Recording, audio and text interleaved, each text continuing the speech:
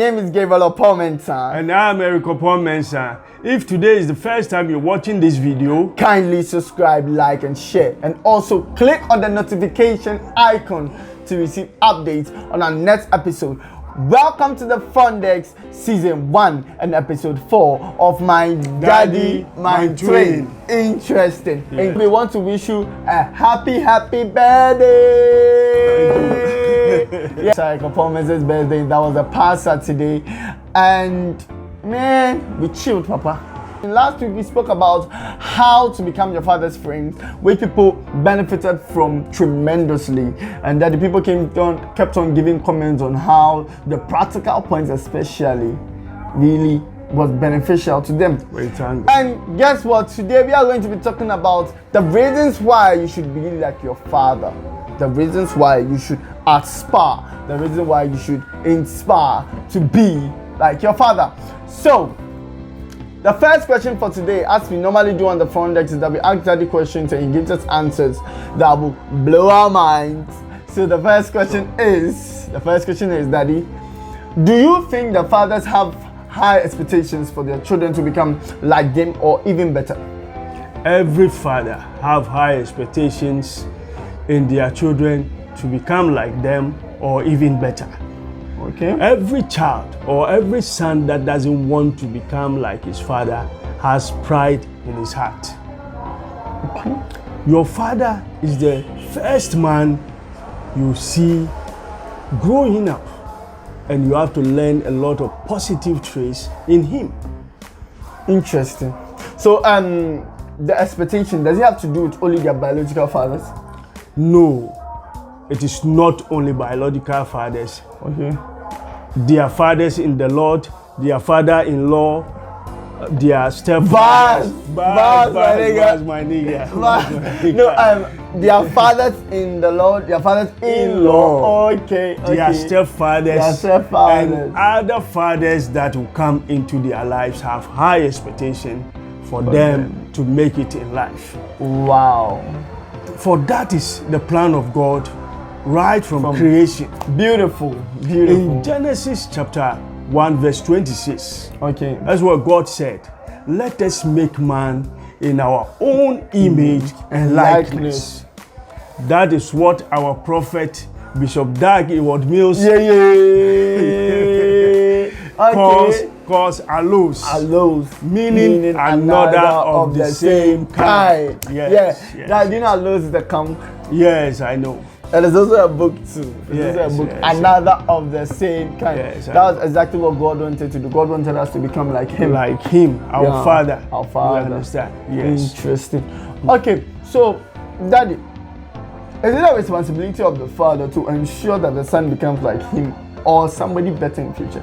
Yes. It's the responsibility of fathers to make sure that their sons become like them or someone better. Okay. Them.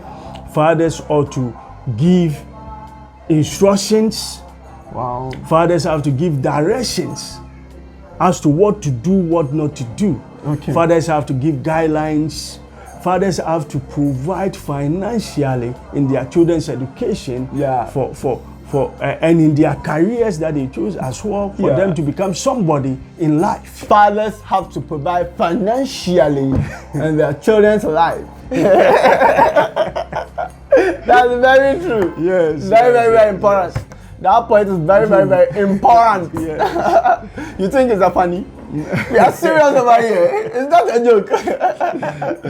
Okay, so Daddy, what are some of the practical reasons why I should become like you, or any son out there should become like his father?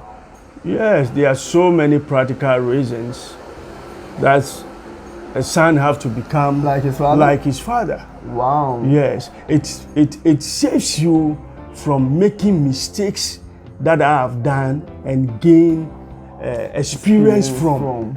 It saves you from them. You don't repeat those mistakes. It saves you from try and error.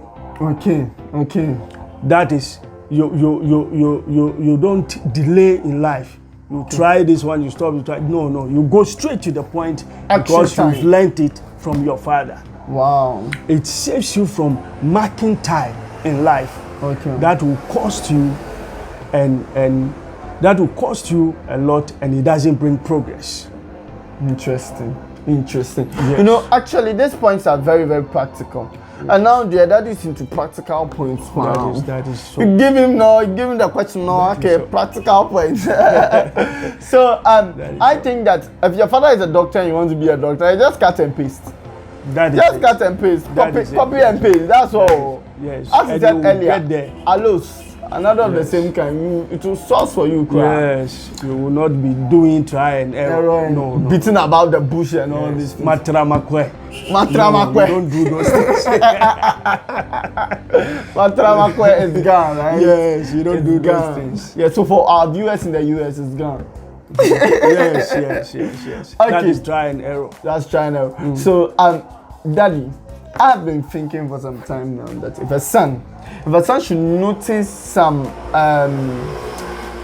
negative traits he sees in his father in himself, what can he do about it? If your father is quick-tempered and you are realizing that you are quick-tempered too, yes, something like that. You see, when you see those things, don't criticize him. For what you criticize, you're likely to become. That is our quote for today. That's a nice one. You see, get closer to him. Draw close to your daddy. Yes, that is when you will see and understand why he's doing things that way or behaving that way. Okay. You see, when you see and understand, you'll be able to do better. That is, see what exactly? See what is making him behave like that. The source of the problem. The source of the problem. Okay. When you identify the source of the problem, it will help you to overcome that problem. The traits that you are finding in you or you are seeing in you, it will help you to overcome that.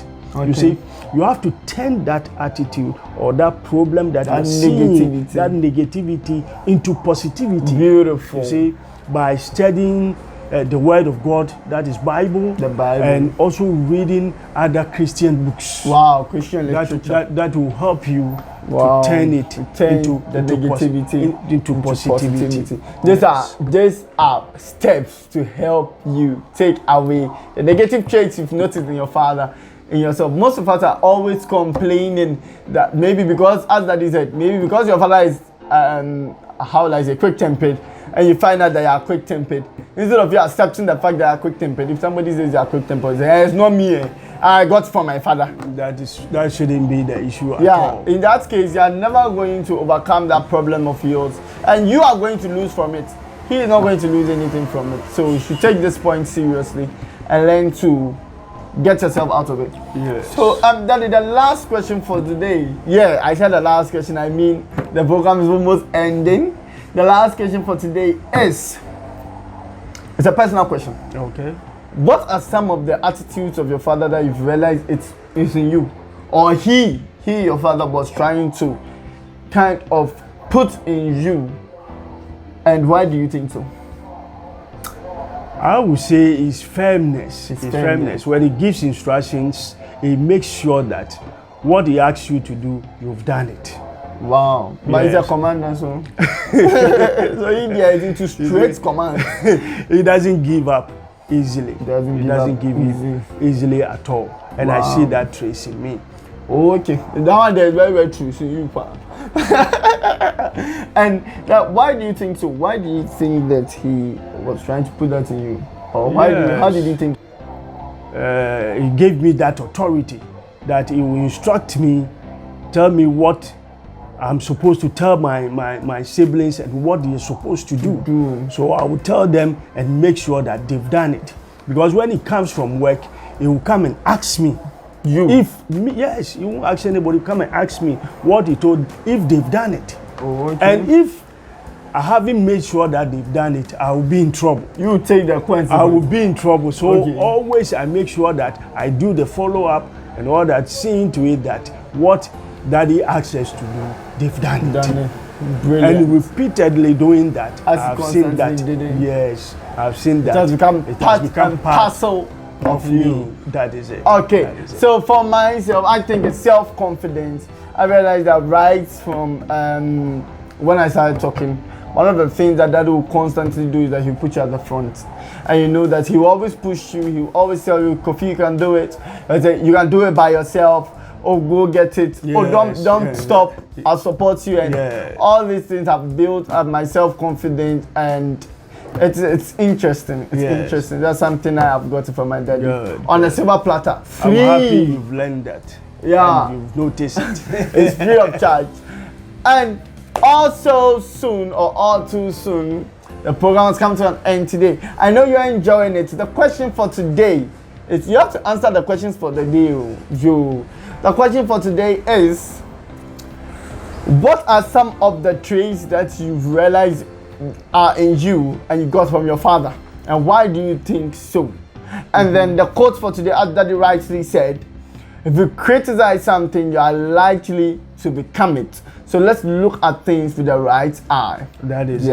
Let's look at things with the right eye. That is it. And also, all too soon, it's done. My name continues to be Gabriel Oppong-Mensah. And I am continue to be Oppong-Mensah. Yeah, what?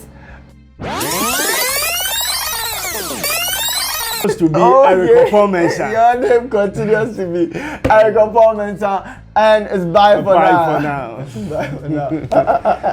I think this is better. It is better.